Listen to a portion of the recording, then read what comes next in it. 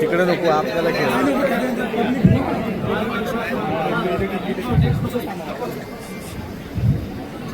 आशाताई बुचके तुम आगे बढ़ो, हम तुम्हारे साथ हैं।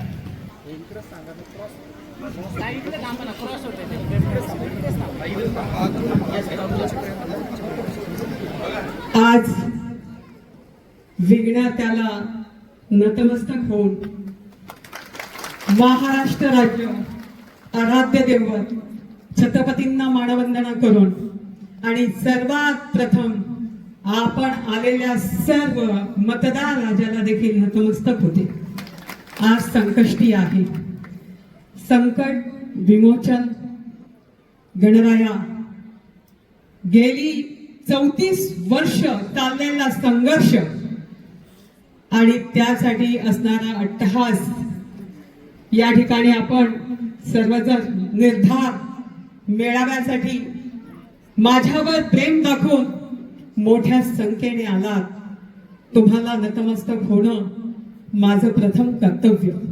मी जनतेची सेवक आहे, मालक नाही, आणि हे सिद्ध करण्यासाठी जिल्हा परिषदेमध्ये मी विरोधात बसणारी सदस्य, सत्ता नसताना देखील कुणाला नाही शब्द कधी वापरला नाही। हा तुम्ही अखंड माझा 22 वर्षाचा प्रवास जिल्हा परिषदेमध्ये पाहिला। तुमच्या सर्वांच्या आशीर्वादाने 15 वर्षापूर्वी मी या ठिकाणी 15 साली शेवटच्या क्षणाची डॉक्टरने सांगितलं होतं संपलाय। उद्धव ठाकरेंना सांगितलं की 5 तासाच्या पुढे काही राहणार नाही। त्यावेळेला भेटायला येणारे सरदार तारासिंग सगळे जेवढे नेते मंडळी तिथले यायचे, डोळे पुसत बाहेर पडायचे, परंतु माझा विश्वास कधी डगमगला नाही। त्या नर्स लोक काय बोलायच्या ते मला कळत नव्हतं, मला वेदना संवेदना काहीच नव्हत्या, परंतु मी पहिल्या दिवशी सांगितलं होतं की माझा अहवाल आणा। कुणालाच कळत नव्हतं हिला अहवाल कशाला पाहिजे, परंतु जीवननी माझा 14चा अहवाल जेव्हा मी उभी राहिली होती तेव्हाचा अहवाल शरद भाऊ तिथे आणला। तो अहवाल असा मी समोर ठेवायला लावला आणि मी त्याच्याकडे रोज बघायची आणि मला वाटलंच नाही की मी जाणार आहे। इतका आत्मविश्वास माझ्यात तुमच्यामुळे होता, तुमच्यामुळे। जेव्हा सांगतात डॉक्टर की गेली आता नाही, उद्धव ठाकरेंनी पण सांगितलं आढळराव त्या काय राहत नाही। मी जिद्दी, मी आत्मविश्वासी, मी कडक स्वभावाची म्हणून आपण मला पाहता। कोणी रुबाबदार म्हणतं, कोणी घाबरतं, परंतु माझ्यात असणारा आत्मविश्वास हा तुमच्यामुळे आहे। मी कोणी नाही, मी निमित्त मात्र आहे आणि म्हणून मी त्या मरणाच्या दारातून ज्या वेळेला नानांना संजूभाई परदेशी कुणाला माहित होतं, पण नानांना कळल्यानंतर आढळरावांनी सांगितलं की नाही आता घेऊन जावं लागेल। स्मशानभूमी साफ करण्यात आली, स्मशानभूमीची तयारी सुरू झाली, डेड बॉडी आणायची आहे गावाकडे बुचकेवाडीत, सगळ्या तयाऱ्या झाल्या, पण मला त्याची कल्पना देखील नव्हती। कारण असंही होता येत नव्हतं, असंही होता येत नव्हतं, हाते हलत नव्हता, पाय हलत नव्हता, कावीळ झाली होती, पूर्ण अंगात उतरली होती आणि मी संपणार हे सगळ्या जगाला ठाऊक होतं। मुलं मुली सुना जावई सगळे तिथेच एक रूप घेऊन राहत होते। अशा 40sला मुंबई भांडूप या ठिकाणी मी होते। अनेक नेते मंडळी भेटून गेले, खूप नगरसेवक आमदार सगळे भेटून गेले। त्यांना म्हटलं शेवटचं तरी दर्शन होईल, शेवटची भेट होईल, पण शरद भाऊ ही ती जनता आहे, हे माझं स्पिरिट आहे, ही माझी शक्ती आहे, ही माझी शक्ती दुर्गा, अंबालिका, रणचंडिका या सगळ्यांच्या शक्तीच्या जीवावर माझ्या बांधवांच्या जीवावर मी परत आली हो. आणि ज्या दिवशी आली ना त्याच्यानंतर करोना आला. त्याच्यानंतर जेव्हा 20 ला करोना आला, मी रात्रंदिवस लोकांना वाटायचं मी ज्या वेळेला पहिली महिला RH ला आतमध्ये गेली आणि तिथेच कोसळून टॉयलेटमध्ये मेली, त्यावेळी मी तिथे धावत गेली, दरवाजा ओढून तोडून तिथल्या रश्या तोडून मी आतमध्ये गेली. आणि त्या महिलेला जेव्हा बाहेर काढलं आणि बातमी आयुष प्रसादला कळली, सगळ्या तालुक्यात नाही महाराष्ट्रात कळली, त्यावेळेला म्हटले कि अरे वो ताई की गाड़ी में पहले वहां पे पीपी किट डालो, वो क्या कर रही है, कुछ हो जाएगा तो. मी त्याला सांगितलं तुझ्या पीपी किटची वाट बघणार मी. माझ्या गाडीत 1 डझन पीपी किट टाकले, आता ते घालून मी जावं, स्वतःचं संरक्षण बघावं. सगळ्या दोऱ्या तोडल्या हॉस्पिटलमध्ये जाऊन. इथे सुद्धा गणेश कवडे देवस्थानचा अध्यक्ष झाला, त्याला कारण एकच, करोनामध्ये त्याची बायको सरपंच होती. गावाने सांगितलं, सगळ्यांना वाटत होतं तर सगळे करोनाचे आपल्या इथेच पेशंट आणायचे म्हणजे सोपं आहे का. प्रत्येकाला वाटतं, प्रत्येकाला आपल्या गावाची काळजी असते, परंतु ही काळजी तमा न बाळगता ओझरकरांनी या ठिकाणी आम्हाला ही जागा या ठिकाणी दिली. अनेकांनी मदत केली त्याच्यामध्ये. जिथे आपण आहोत त्या विघ्न हत्याच्या या प्रांगणामध्ये लोक आली आणि आपण त्यांना जीवनदान देऊन परत पाठवलं. तेवढी ताकद एक महिला सरपंच म्हणून तिने देखील केली. या ठिकाणी अनेक सरपंच झाले, सरपंच, सदस्य, सभापती, आमचे नेते रामशेठ, ज्यांनी तेव्हाही माझ्यासोबत काम केलं आणि आजही ते या ठिकाणी प्रभारी म्हणून आहेत. गणेश भाऊ आहेत, सगळे गणेश सांडगोर आहेत, रमदेव साहेब आहेत, सगळ्यांची नावं घेता येईल कारण ते सगळे बसलेले. मी प्रत्येकाला नावानिशी ओळखते. ज्यांनी ज्यांनी कष्ट केले. अशोक शेठ, आमचा आशिष भाऊला आज माईक त्याच्या हातात नाही मिळाला, नाहीतर आशिष माळवतकरच्या हातात माईक मिळाल्यानंतर तो जेव्हा बोलायला लागतो ना आपोआप आपल्या डोळ्यात अश्रू उभं राहतो. अशा पद्धतीने तो मानतो. आमचा दीपक काळसराफ सावरगावचा सरपंच आहे, परंतु काम करताना राक्षस आहे. तो काय बघत नाही, नेते बिते पुढारी मिळाली नाही त्याला, सर्वसामान्यांसाठी. कारण वाघिणीचे बछडे कसे असावेत तर माझ्या गावापासून सगळ्या सरपंच महिला असतील, आदिवासी विभागातल्या महिला असतील, पूर्व पट्ट्यातल्या महिला असतील, सगळ्या कुठेही त्यांनी हात दिली तर धावून जाण्याची प्रवृत्ती मी ठेवली. पण ज्या दिवशी मी मनाच्या दारातून परत आली ना, तुम्हाला पुन्हा आठवण करून देते. मी ज्यावेळेला तुमच्या आशीर्वादाने इथे परत आली, नम्रता होती माझ्याजवळ, ती सुद्धा घाबरली होती कारण तिला पण माहिती होतं का आताही संपलेला आहे, आपल्याला कसं आपण काय करणार.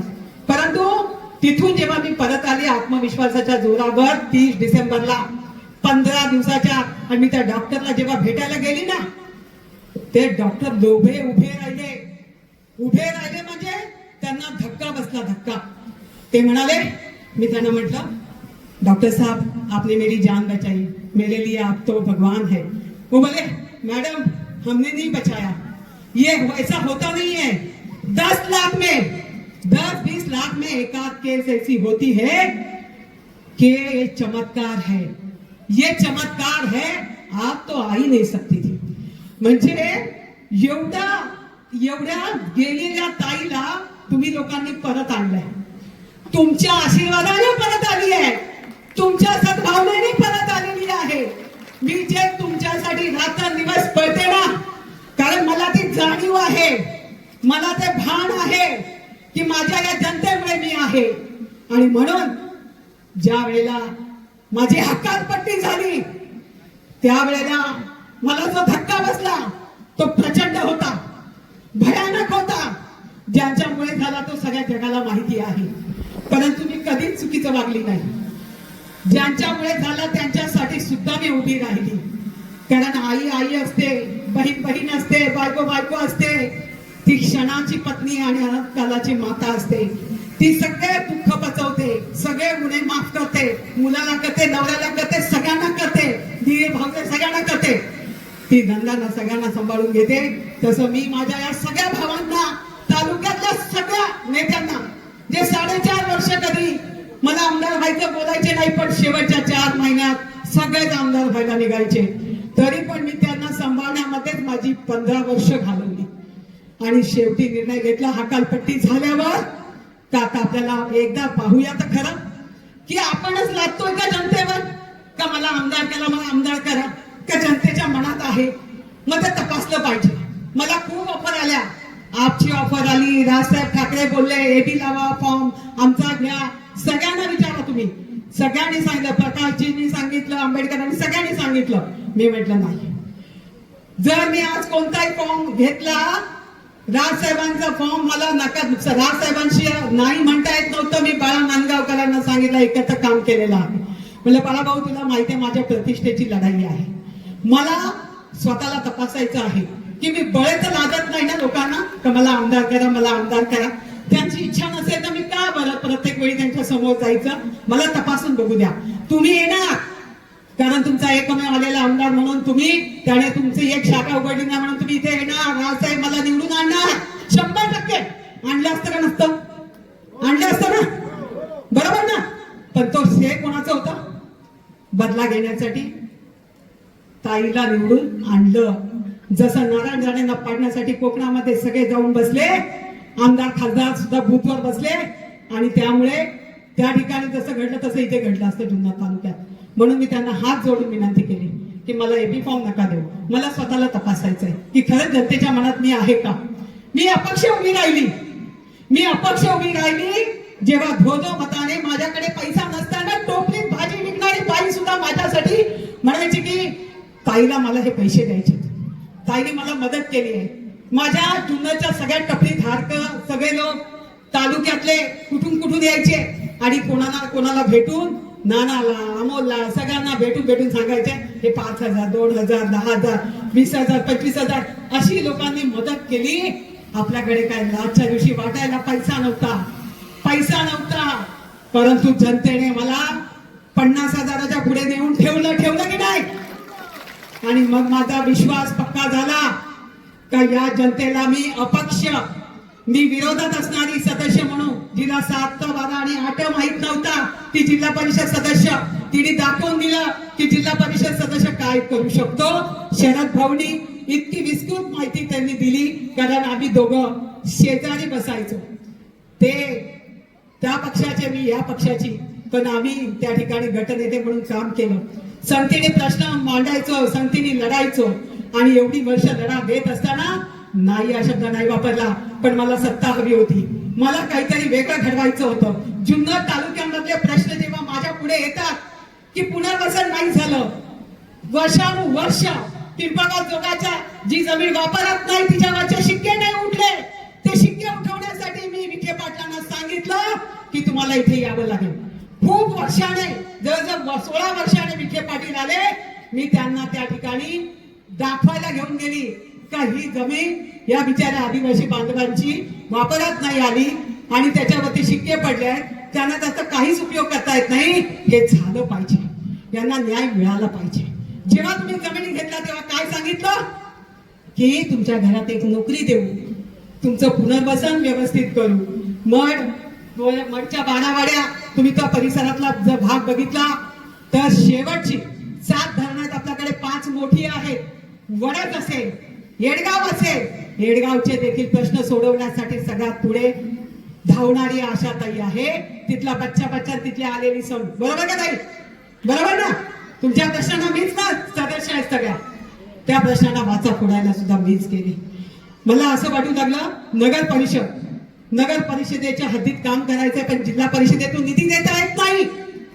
आणि मला भारतीय जनता पार्टी पक्षाने ज्या वेळेला घेतलं त्यावेळेला पक्षामध्ये घेत असताना देवेंद्रजींनी 288 पैकी पहिली जागा डिक्लेअर केली, शरद भाऊ रामशेठ ती माझी.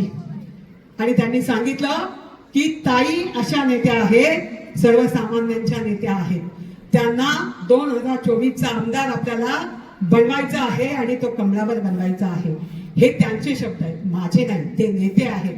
मी फक्त माझे आलेले हजारो कार्यकर्ते, ज्याच्यामध्ये कारखान्याचे डायरेक्टर असतील, पंचायत समितीचे सदस्य असतील, सभापती असतील, त्याचप्रमाणे या ठिकाणी बाजार समितीचे सदस्य असतील, नगरसेवक असतील, या ठिकाणी असणारे सरपंच असतील. राजू शेट्टी सुद्धा पहिल्याच दिवशी उडी घेतली, अमोल असेल या ठिकाणी, दीपक असेल, सगळ्या म्हणजे इतके सरपंच आहे की मी बोटावर मधून सांगू शकत नाही. पण स्पर्धा लावली ना, माझ्या सरपंच महिला माझ्या पाठीशी कशा आहेत ते तुम्हाला आज दिसलं असेल, कळलं असेल. माझा कदाचित कुणालाही फोन गेला नाही. माझा तर इथे बसलेल्या 4 जणी सोडल्या. ताई कोणाला फोन केलेत मी? मायाताई. मी फक्त तुम्हाला दोघा तिघींना सांगितलं की सुरेखाताईला सांगितलं आदिवासी पट्टा बघा, तिकडे पंडितच्या महेंद्रच्या बायकोला सांगितलं तू तिकडचा पट्टा बघ, मायाताईला सांगितलं तुम्ही इकडचा पट्टा बघा. पण मी कोणाला फोन करू शकली नाही का तर मला परत पक्षाकडे जाण्याची भेटण्याची संधी मिळाली, मी गेली. शरद भाऊ सांगतायत पण शरद भाऊ ही तिकीट आपलीच आहे, आपणच लढवणार. एकदा जोरदार टाळ्या होऊन जाऊ दे.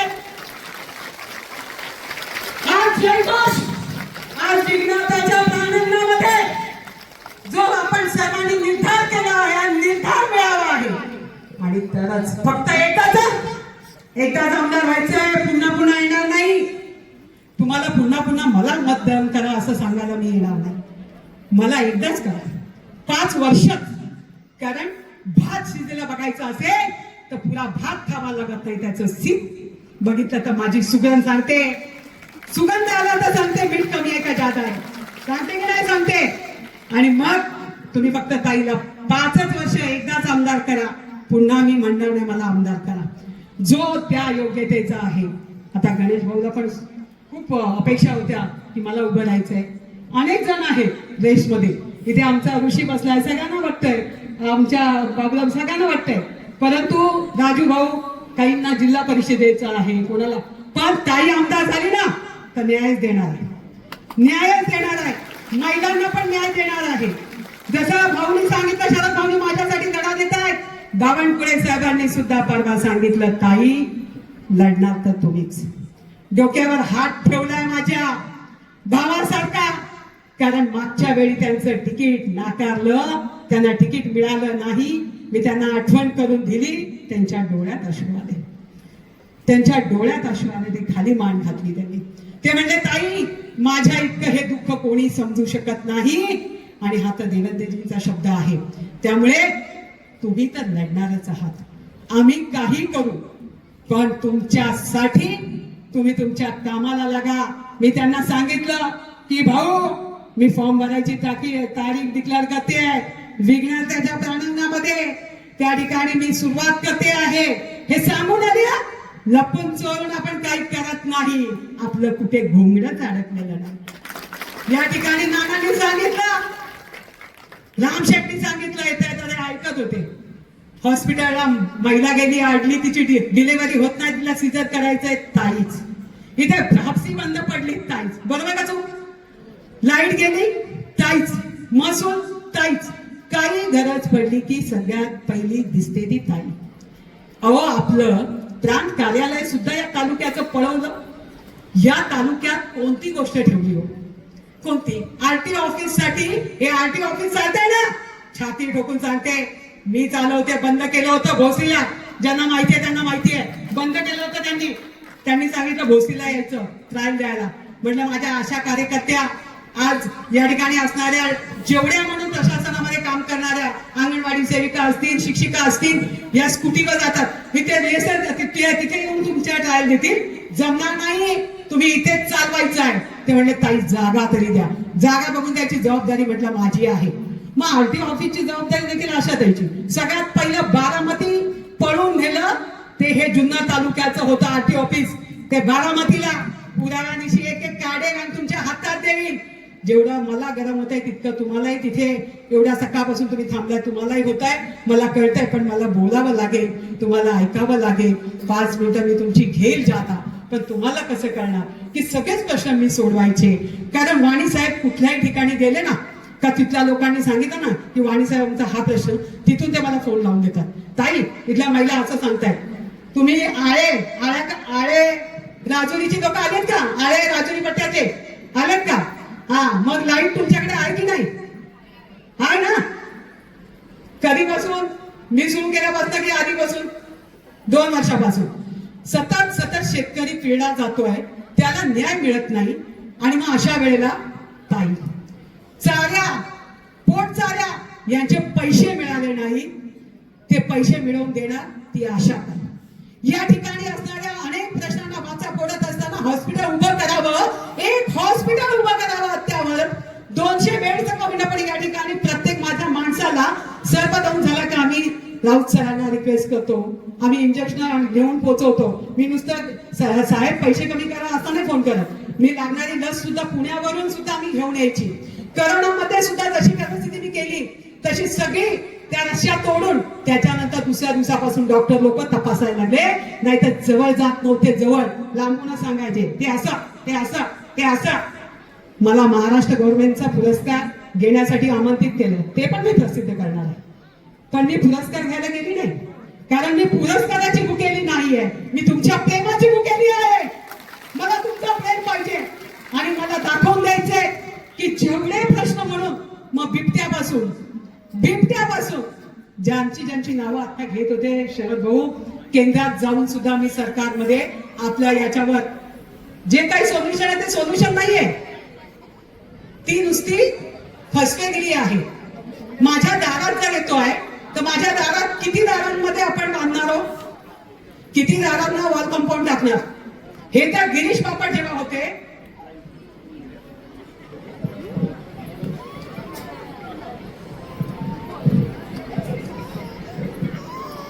गिरीश बापट सर होते, ते पालकमंत्री होते, तेव्हा पण त्यांनी वाणी साहेब तुम्हाला माहिती असेल त्यांनी ही योजना आणली होती. त्या सगळ्या गोष्टी त्यांनी त्यावेळेला आखल्या होत्या, पण होऊ शकली का इम्प्लिमेंट? कारण खूप कागद रंगवावी लागतात. आपल्या ग्रामीण भागातल्या लोकांना कागद रंगवायला सांगू नका. लाडकी बहिणीची योजना आली त्यावेळेला मी चिडली, म्हणलं तुम्हाला खरंच द्यायचंय का? द्यायचं असेल डोमासाईड सर्टिफिकेट तुमचा तहसीलदार 1 लाख महिलांना देणार आहे का? तुम्ही ज्या ज्या अटी टाकताय त्या अटी मला मान्य नाही. द्यायचं असेल तर नीट द्या, अटी कमी करा, नाही तर देऊ नका. ही धणकावून सांगणारी सत्ता असली तरी सुद्धा सत्तेच्या विरोधात जनतेसाठी आवाज उठवणारी तुमची ताई आहे. हे सगळं तुम्हाला मान्य आहे की नाही? आणि मग या तालुक्यातले सगळे प्रश्न सोडवायचे असतील ना, जे पठारावर पाणी न्यायचंय, सावरगावच्या 9 गावांचा जो प्रश्न आहे, कोणी काही बोलो पण बापू शिवतळे असताना आपण त्याचे प्रोसेडिंग माझ्याकडे आहे. आणि मग तुम्ही काय केलं? वर्षानुवर्ष तुम्हाला तुम्हाला तुम्हाला तुम्हाला तुम्हाला सगळ्यांना दिलं, तुम्ही काय केलं? कोणते प्रश्न असं सोडवले? कोणतं हॉस्पिटल अद्यावत केलं? तो आपल्या कुकडेश्वरचं मंदिर अजून वर चढला नाही कळसो. बघितलं, दर्शनाला गेलं की वाईट वाटतं. तिथे आपण जर पिंपळगाव जोगाला गेले तर नागेश्वराचं मंदिर आहे, ते पहा, आपल्याला वाईट वाटतं. 70 लेण्या आहेत या ठिकाणी. गिरीश बापट साहेब असताना त्या 70 लेण्यांसाठी 105 भगवानराव 105 कोटीचा त्यांनी आराखडा बनवला होता. एवढं सुंदर हे जुन्नर आहे. इथे पर्यटक आला तर त्याला रमवण्यासाठी, त्याला थांबवण्यासाठी, त्याच्यासाठी ज्या योजना उभ्या केल्या पाहिजेत त्या योजनांमध्ये आमच्या महिलांना सहभागी करून घेतलं पाहिजे, महिला बचत गटांना सहभागी करून घेतलं पाहिजे. असं कधी कोणाला वाटत नाही? हा, भाऊबीज आठवते, रक्षाबंधन आठवतो, ते वर्षातला एक दिवस. मग ती बहीण 12 महिने काय करते, तिला काय दुःख आहे याची कोणाला जाण नाही. मला का व्हायचं आहे तर मला हे सगळे प्रश्न सोडवायचे आहे आणि मला असा आमदार व्हायचा आहे की ही जिजाऊची लेक, ही सावित्रीची लेक 5 वर्षात 25 वर्षाचा आलेख बदलेल. वाणीसाहेब बदलेल की नाही बदलेल? 100% म्हणतात. आणि करण्यासाठी टाळ्या, जोरदार टाळ्या वाजवा. मोरे नक्की दंड. समीर साहेब तुम्ही का गप्पा? IBN शिंदे भाऊ बदलेल ना, म्हणून आपल्याला पुन्हा पुन्हा नाही व्हायचंय.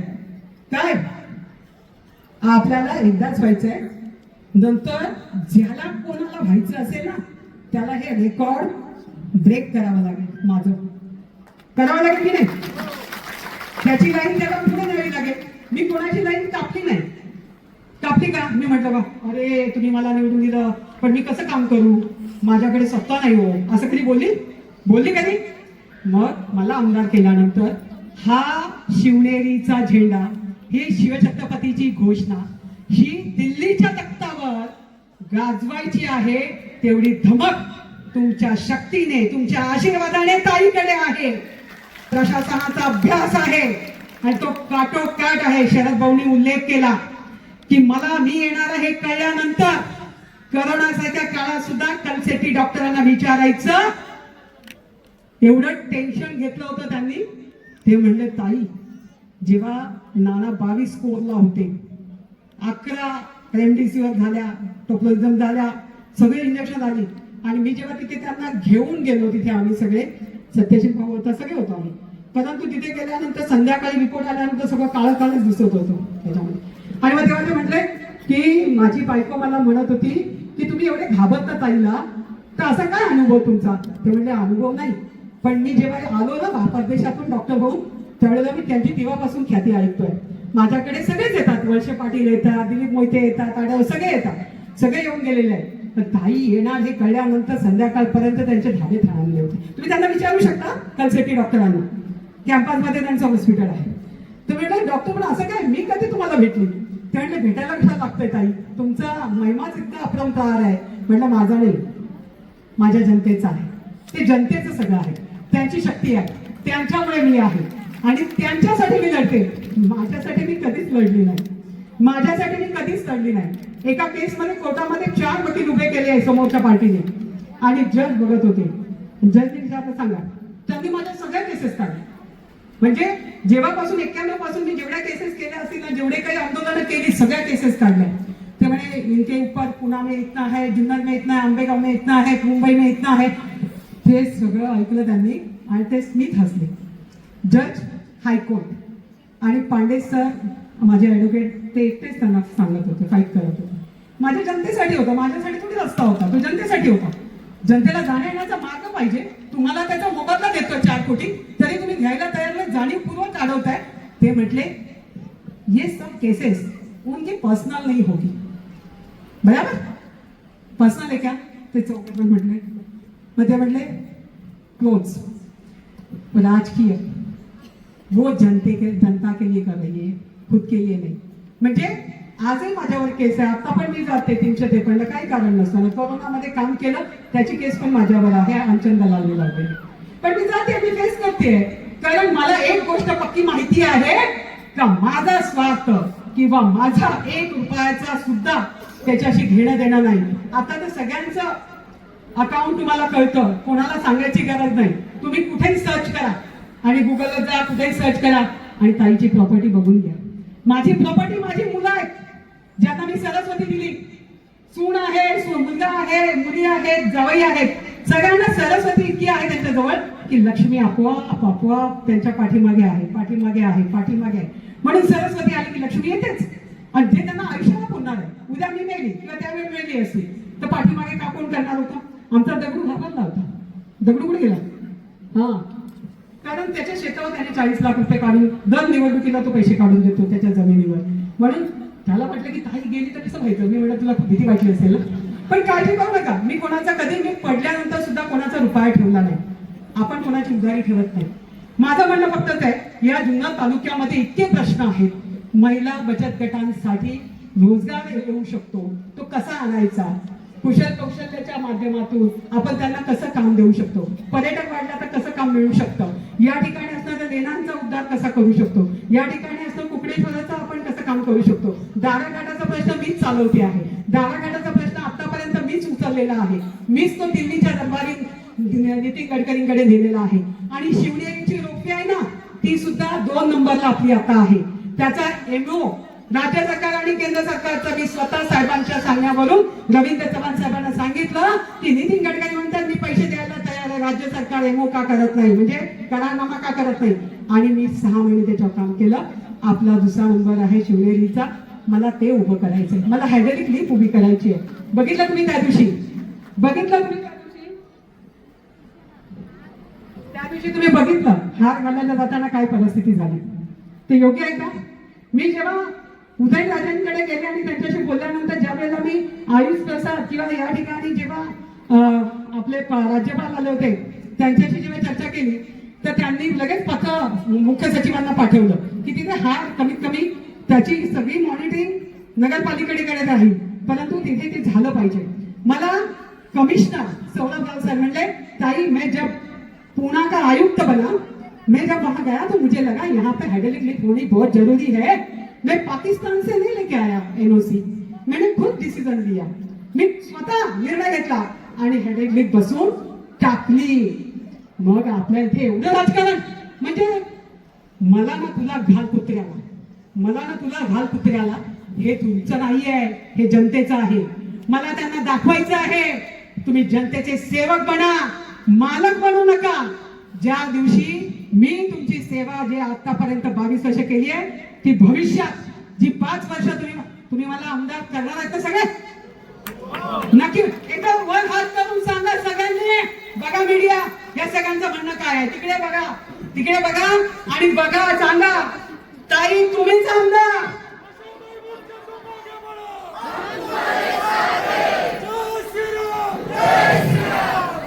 जय श्रीराम.